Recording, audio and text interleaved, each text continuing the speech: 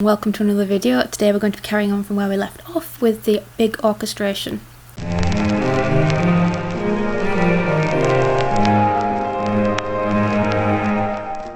So here I have the piece. First of all, I don't like this sudden change to the triplet thing here. I feel like the should expand a bit more. So maybe it'll carry on in the flute and oboe for a bit longer. Sorry guys.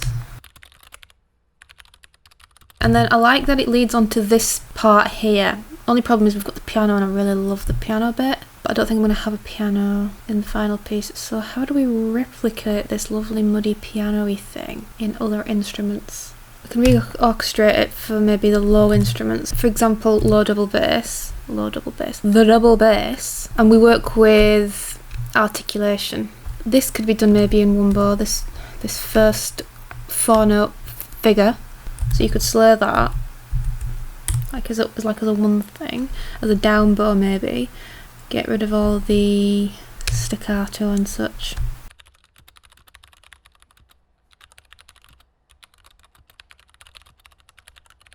So as you can see, it's like da da da da da da da. Maybe if I accent this just to help them out a bit. So then we have this, and maybe if it's doubled in the cello. That's okay. Oh, and then we have to double it in the clarinet. Oh no, the clarinets are doing this. Okay, put it in the viola. Because then they're all playing the same thing basically. They should help each other out. Getting a bit too high that now. I'll have this an octave lower. Just got to sort these beams out. What are the beams doing? I wonder if the cello could be an octave. No, I kind of like these two the same. Yeah. No, I think this is fine. Let me have it here as well. Maybe this will sort of just come out from nowhere so it can be quiet, so it sort of just emerges.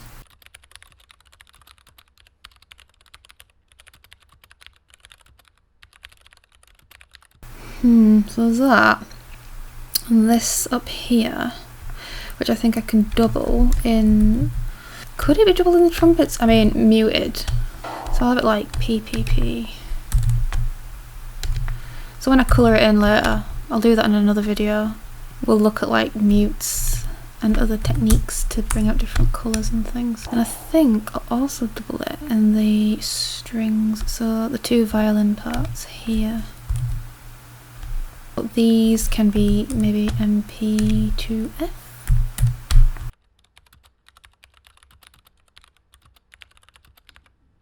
This I would put like stagger bowing on. And then this can be repeated.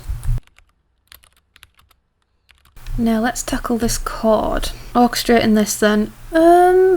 I think, yeah, let's just put it in the strings, quite easy for now.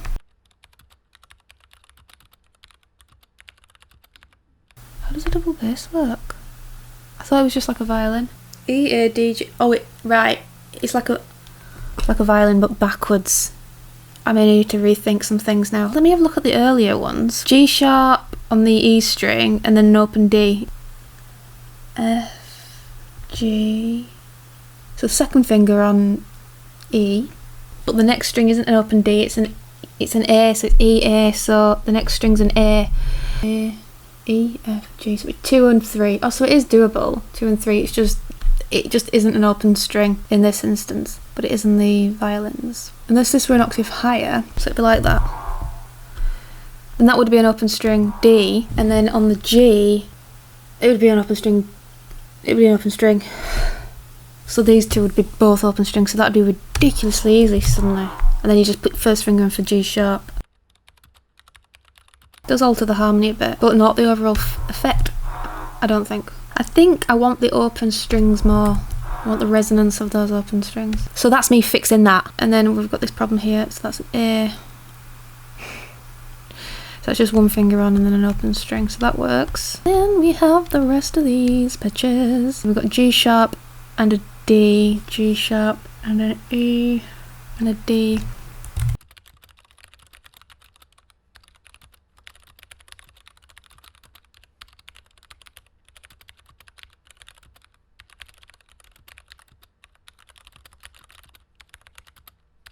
down bow, the implication being that it will be sort of curved, staggered slightly. Like I know it'll be just so I will imply this with a squiggly line.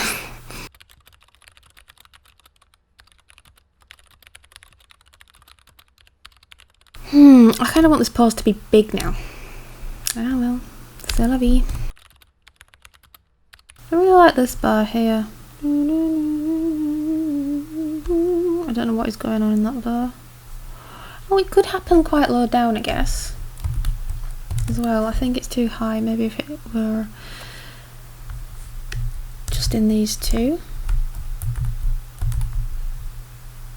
Not too difficult to do because I've just been playing that note. Might be asking too much. What if I just put it in the trombones? That could be quite low. That could work.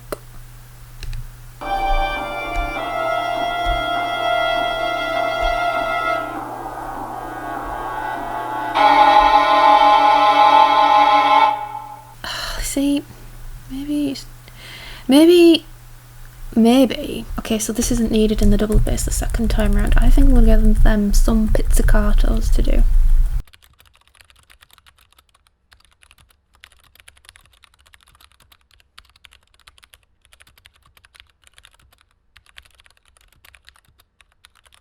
And I think I'll have this melody bit from the piano coming in. I'll have this in the upper strings and maybe clarinet. It's nice to carry on that melodic line that's coming through with this long notes here. And here we have F sharp and A. F, C, D, E, F. So the D string can play the F sharp and then the open string can play the A, so that works.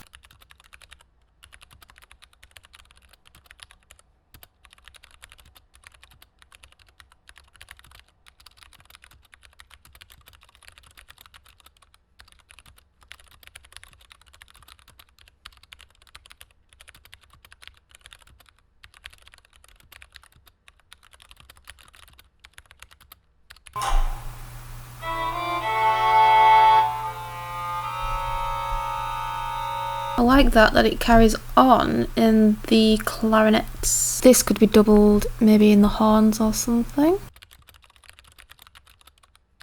That works, but I think this should be MP here, but then it should diminuendo out.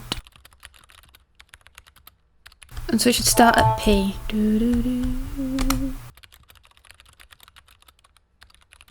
And it can be a phrase. I don't actually like the notes of this phrase. I'm not keen on the harmony that it generates. It's just a bit to me.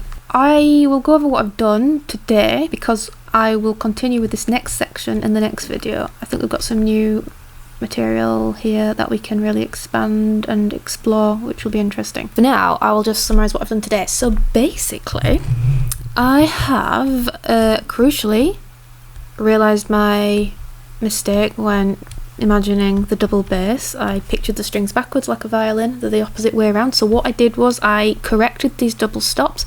They were fine, they were playable as they were, but I wanted the open string resonance, and the way I'd notated it before, you would have to have stopped both the strings to play that double stop. That's not to say that you'd have to do it open strings. I think I would have to specify open strings. Maybe I should do that. Although it's just very easy to play all that on open strings. So I did that, corrected that. I continued this ostinato thing here in the lower strings and added what was originally in the clarinet part into the trumpets here and into the upper strings. So we're kind of developing into different textures now. I orchestrated this chord that was originally in the piano part and continued the ostinato figure and this upper sort of counter melody that's coming out and developed it into this other sort of gestural figure.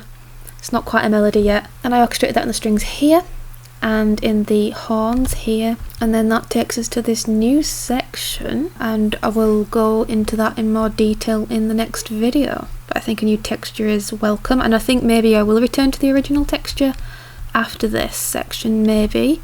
I'll see how it goes. And I do need to rethink maybe some of this bit, especially the wind section, because it is a bit relentless. Maybe I could reorchestrate it and sort of dovetail or Hocket them between different instruments. Or we could look at Klangfarbenmelodie, which is about coloring in the sound and passing on the sounds to different instruments, so maybe that would be something to look into, but that would be very difficult to play as well with something so fast as this. I also want it to be quite seamless, so I'll have a think about that for the next video.